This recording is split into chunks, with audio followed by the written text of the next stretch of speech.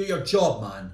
That is the big message Michael Gove has for the housing sector.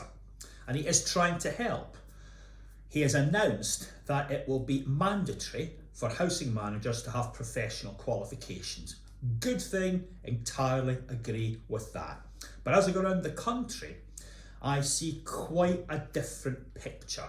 What I'm being told is that there are real financial restrictions. The rent cap isn't particularly helping in any part of the United Kingdom.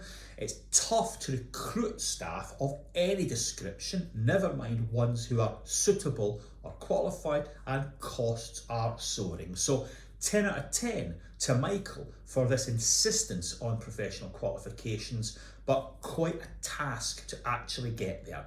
I want to home in on two groups of staff in particular. First of all, surveyors. Quasio heavily critical of the quality of surveyors. When we go to see organisations, we ask the surveyors to turn up with the tools of their trade.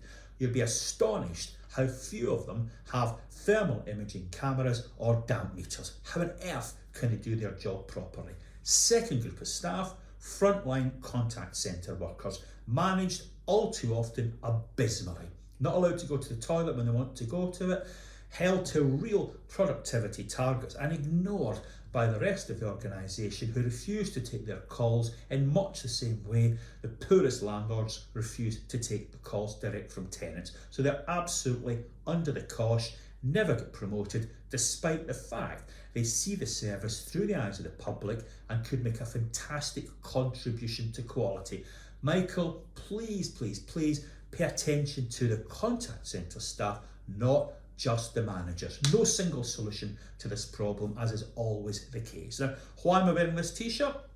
Well, partly because I'm in Glasgow, but mainly because I had the great pleasure of being in Portobello Radio last week, right at the heart of the Grenfell community.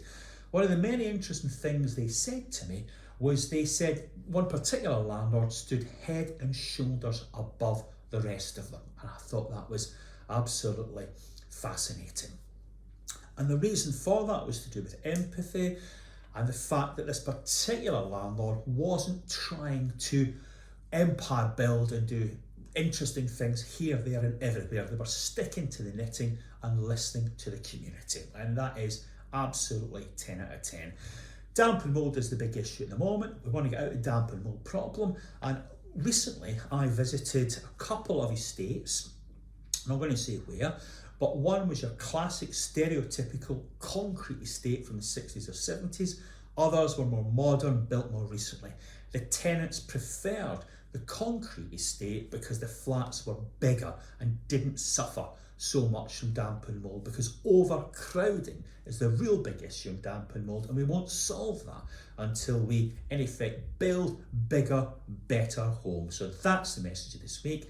And the other great thing I would say is when I was on Portobello Radio, I met this amazing, charismatic character who's been banned from playing dominoes in West London. I don't know all the ins and outs of it, but last night when I was in Glasgow, the place was so blinking riotous, he can come here and play dominoes wherever he likes. We'd love to see you.